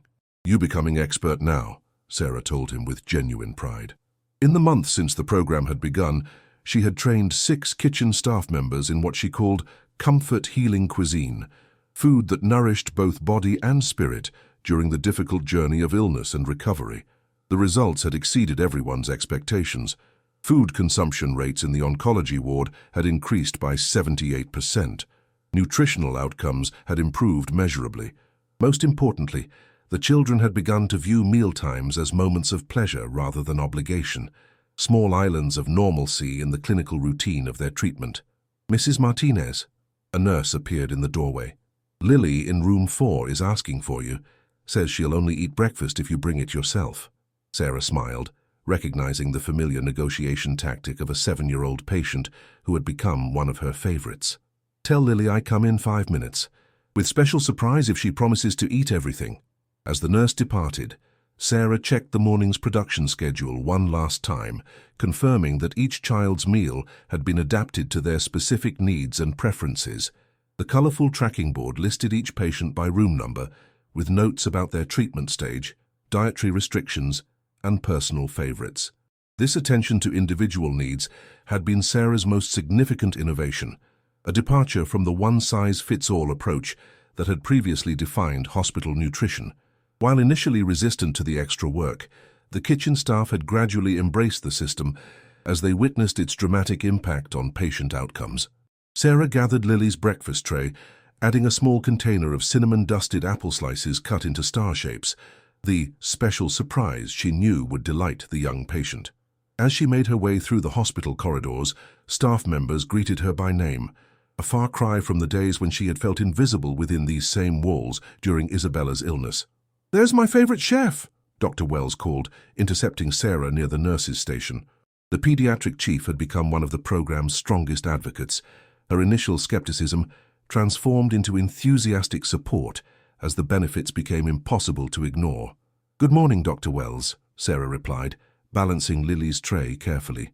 "You look happy today." "Just got the quarterly outcomes report," the doctor explained, falling into step beside Sarah. "Nutritional compliance is up across all pediatric wards, and we're seeing statistically significant improvements in recovery metrics. The board is impressed, to put it mildly." She lowered her voice slightly. "There's talk of expanding the program to 3 more hospitals in the network by next quarter." Pride warmed Sarah's chest, though she maintained her characteristic humility. "Is good news. Children deserve food that helps them heal." "They certainly do," Dr. Wells agreed. "And speaking of healing, how's Isabella's science project coming along? The one about nutritional impacts on immune function?" "Very good," Sarah replied, unable to suppress a mother's pride. "Her teachers say maybe she win district competition. David, Mr. Chen, helps her with research part." The mention of David brought a knowing smile to Dr. Wells' face, but she merely nodded professionally. "Excellent. Well, I won't keep you from Lily. She's been asking for you since she woke up." As Sarah continued toward Lily's room, she reflected on the unexpected direction her life had taken in the past 6 months. What had begun as a pilot program in a single hospital ward had evolved into a comprehensive pediatric nutrition initiative now being studied by medical centers across the country. Articles had been written about the Abuela's Kitchen approach in medical journals. Research data was being collected and analyzed. And at the center of it all was Sarah, still creating recipes in her notebooks with careful handwriting, still insisting on tasting every dish before it went to a child's room, still teaching kitchen staff that food made with attention and care was as important as medicine delivered with precision. She found Lily sitting up in bed, her small frame dwarfed by medical equipment, but her eyes brightening at Sarah's arrival. "You came!" the child exclaimed, pushing aside the tablet she'd been playing with. Despite the hair loss from chemotherapy and the paleness of extended hospitalization, Lily retained the irrepressible spirit that had endeared her to the entire ward staff. "Of course I came," Sarah replied, setting the tray on the adjustable table and taking a seat beside the bed. "I hear you making trouble this morning, saying you no eat unless I bring food myself." Lily giggled, not remotely repentant. "The other people don't tell stories while I eat. You make the best stories." Sarah pretended to consider this complaint seriously. Maybe because they have many children to feed, not just one princess who makes demands. She uncovered the breakfast tray with a flourish. "But today I bring special surprise. Apple stars with cinnamon magic dust." Lily's eyes widened appreciatively. "Those are my favorite. How did you remember?" "Is my job to remember what makes each child happy to eat," Sarah explained, helping position the tray. "Now, what story you want today while you have breakfast?" "Tell me about when you were a little girl in Mexico," Lily requested, carefully picking up a spoon with fingers made clumsy by IV ports. "And how your grandmother taught you to cook." As Sarah shared gentle stories of her childhood, Lily ate with steady determination, finishing every bite of the carefully prepared meal. This had become their morning ritual during Lily's long hospitalization, food and stories intertwined as nourishment for body and spirit. When breakfast was complete, Sarah checked the time. "I must go now, Pequeña. Other children waiting for their food? But I see you at lunch, yes?" Lily nodded solemnly. "I'll eat everything at lunch too. Dr. Peterson says if my numbers get better this week, I might go home soon." "Then you must eat very well," Sarah encouraged, gathering the empty dishes. "And when you go home, I give your mama recipes to help you stay strong." After saying goodbye to Lily, Sarah returned to the kitchen to supervise lunch preparations. The morning passed in a blur of activity, tasting, adjusting, teaching, serving. This was now her full-time position. Her role at Maria's kitchen reduced to occasional weekend shifts that she maintained out of loyalty and love for the community that had supported her for so many years. At 1 o'clock, Sarah took her own lunch break, retreating to the small office she shared with the hospital's nutritional staff. She had just unwrapped her simple meal when her phone buzzed with an incoming text from David. Meeting with National Children's Hospital administrators went extremely well. They want to implement Abuela's Kitchen program in all 12 of their regional centers. Celebrating tonight? Lucas and I can pick up Isabella from piano lessons and bring dinner to your place. Let me know. Sarah smiled, warmth spreading through her chest. The relationship between their families had deepened over the months of working together. David and Lucas had become regular fixtures in her and Isabella's lives. Sunday dinners, weekend outings to parks and museums, impromptu cooking lessons that now flowed in both directions. For Isabella, Lucas had become the little brother she had always wanted. For Sarah, David had become, what exactly? A business partner, certainly. A friend, without question. And perhaps something more that neither of them had yet found the courage to name explicitly. She typed a quick reply. "Wonderful news. Dinner sounds perfect. Isabella will be excited to share her science project progress." As she finished her lunch, Sarah's thoughts drifted to the evening ahead. There was a comfortable familiarity now to these gatherings, David arriving with grocery bags and Lucas in tow, Isabella setting the table with exaggerated care, the four of them creating a temporary family unit that somehow felt increasingly permanent. The afternoon brought another round of meals and patient visits, culminating in a meeting with the hospital's research team, who were documenting the program's methods and outcomes for possible publication. Sarah still found it surreal to be consulted as an expert, to have doctors and researchers noting her observations with serious attention. "The most significant finding," the lead researcher was saying, "is how the personalized approach affects not just nutritional intake, but overall patient outlook. Children who participate in the program show measurably reduced anxiety levels and report more positive feelings about their hospital experience. Food is connection to normal life," Sarah explained simply. "When everything else is strange and scary, familiar tastes bring comfort. Remind children they still belong to world outside hospital." By 5:30, Sarah had completed her duties and was gathering her belongings to head home. As she passed through the oncology ward one last time, she paused at Lily's room, finding the child dozing peacefully after her afternoon treatment. On the bedside table sat an empty dish that had contained Sarah's special pudding, a gentle dessert designed to soothe throats irritated by medication. The sight filled Sarah with quiet satisfaction. This was why she had accepted David's proposal 6 months ago, not for the improved salary or professional recognition, but for moments like this, when her food provided tangible comfort to a child in need. Outside the hospital, the early evening air carried the first hints of autumn. Sarah took a deep breath, savoring the momentary quiet after the bustling activity of the ward. Her phone buzzed again. David confirming that he and Lucas had successfully collected Isabella from her piano lesson and were headed to the grocery store. "Any special requests for dinner?" his text asked. Sarah smiled, typing back, "You choose. I trust your cooking now." The simple exchange represented how far they had come. David, once helpless to feed his own child, now confidently prepared meals that nurtured both their families. And Sarah, once hesitant to accept her own value beyond the kitchen of a small restaurant, now directed a program that was changing hospital practices across the country. The bus ride to her apartment was familiar, but different.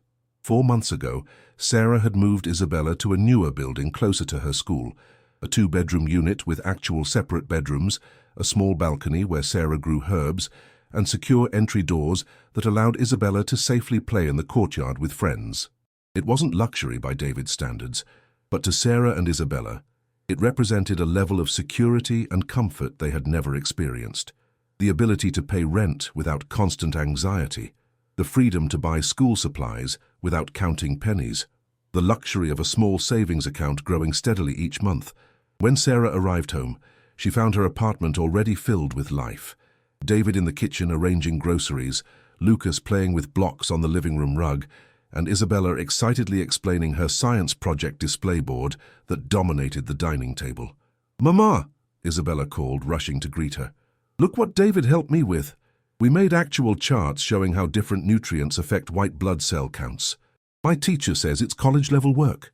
"Is beautiful," Sarah agreed, admiring the colorful presentation before turning her attention to Lucas, who had abandoned his blocks to toddle toward her with outstretched arms. "And how is my favorite little man today?" "Sawa," Lucas exclaimed, his vocabulary now expanded but his special name for her unchanged. At 23 months, he was a different child from the fussy baby who had entered her restaurant. Confident, verbal, thriving under the combined attention of his father and the extended family they had created together. "He's been asking for you all day," David said, emerging from the kitchen with a dish towel over his shoulder, a domestic image that still sometimes startled Sarah when contrasted with the corporate executive she had first met. "Apparently my cooking doesn't match up to Chef Sarah's standards." "Impossible," Sarah teased, lifting Lucas into a hug. "You make excellent chicken now. Very tender." David's smile held a warmth that transcended their professional partnership. "High praise indeed, though I still have much to learn from the master." As they moved around the apartment preparing dinner together, Sarah was struck by the easy rhythm they had developed. David chopping vegetables while she prepared the sauce, Isabella setting the table while keeping an eye on Lucas, all of them moving in harmonious coordination without need for discussion. "I heard about the National Children's Hospital offer," Sarah said as they worked. 12 centers is very big opportunity." David nodded, his expression thoughtful. "It would mean expanding the team significantly. Maybe bringing on regional trainers who could implement your methods under your supervision." He glanced at her. "If you're interested, of course." The casual way he included her in these decisions still sometimes caught Sarah off guard. The genuine respect for her expertise, the assumption that her voice would guide the program's growth. "I need to think about details," she replied. "Hospital work important, but I don't want to travel too much. Isabella needs me home." "Of course," David agreed immediately. "We'll structure it however works best for your family. That's non-negotiable. Your family." The words hung between them, warm with implication. Over the past months, the boundaries between their separate families had gradually blurred. Lucas had clothes and toys permanently stationed in Sarah's apartment. Isabella had her own shelf of books at David's house.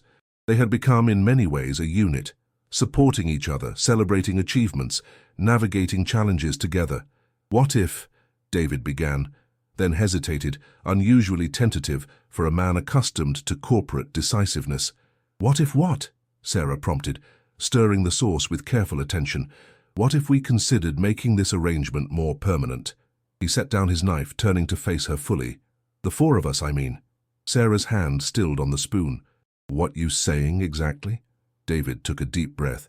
I'm saying that Lucas and I have never been happier than these past 6 months spending time with you and Isabella. I'm saying that what began as a professional arrangement has become the most important relationship in my life. His voice softened. I'm saying that I think we've become a family, Sarah, and maybe we should consider making it official.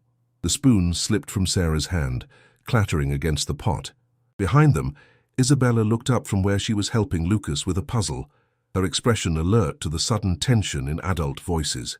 "Is very big step," Sarah said carefully, conscious of the children's attention. "Maybe we talk later, after dinner." David nodded, understanding her caution. "Of course, no pressure, just something to consider." They returned to cooking, a new awareness vibrating between them. The easy rhythm resumed on the surface, but beneath it ran currents of possibility, of futures reimagined. Dinner itself was filled with comfortable conversation, Isabella describing her day at school, David sharing news about Lucas's pediatrician appointment, Sarah recounting Lily's progress and the hospital program's expansion. The children, oblivious to the unspoken adult conversation waiting in the wings, created the warm, chaotic center around which their shared lives revolved. After the meal, Isabella took Lucas to her room to show him a new book, leaving Sarah and David alone at the cleared table, cups of coffee warming their hands against the autumn chill. "I didn't mean to spring that on you," David said quietly. "It's just that today, when the National Children's Hospital executives were talking about expanding the program nationwide, all I could think about was coming home to tell you, not as a business partner, but as—" He hesitated. "As family," Sarah finished for him. "Yes." He met her gaze directly. "These past 6 months, watching you with Lucas, seeing Isabella bloom with additional support, building this life together, it's shown me what really matters, what I was missing before you fed a crying baby and changed everything." Sarah's thoughts tumbled over each other. The practical concerns of a woman who had spent her life being cautious, the fear of risking Isabella's stability on a relationship that might not last, the vast differences in their backgrounds and economic positions. But against these concerns pushed a quiet certainty, the knowledge that the family they had already built together was real, was working, was nurturing all 4 of them in ways she had never thought possible.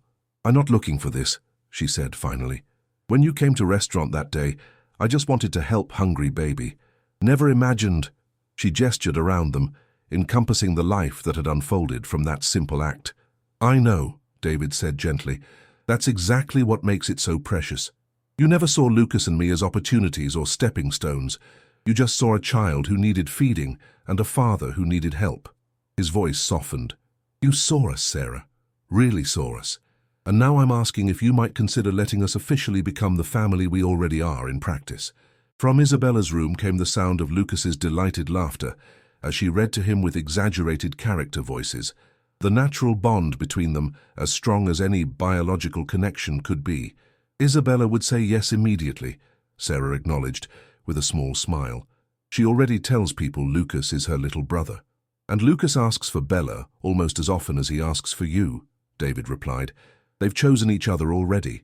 The question is whether we're brave enough to follow their example." Sarah considered his words carefully, weighing them against her lifetime of caution and self-reliance. "Is not about brave," she said finally. "Is about trust. Trust that what we build together is strong enough for all kinds of weather." David reached across the table, his hand covering hers with gentle warmth. "I trust this more than anything I've ever built, Sarah. My company, my career, those were achievements. But this family we've created together, this is life itself." The simple truth of his words resonated in Sarah's heart. This was indeed life itself, messy, unpredictable, beautiful in its imperfection. The family they had forged through shared meals and mutual support had already transformed them all. "Yes," she said simply, "we try. Together." David's eyes widened slightly, as if he hadn't quite expected her agreement. "Yes." Sarah nodded, a smile spreading across her face. "Yes. We make official what already true in our hearts." The joy that illuminated David's features reminded Sarah of Lucas's expression when tasting something delicious, pure, uncomplicated happiness that transformed his entire being. "Should we tell the children?" he asked, squeezing her hand. "Tomorrow," Sarah decided. "Tonight is just for us to know." She paused, then added with characteristic practicality, "We need to plan carefully. Isabella must feel secure. Lucas must understand changes. We'll take it step by step," David agreed.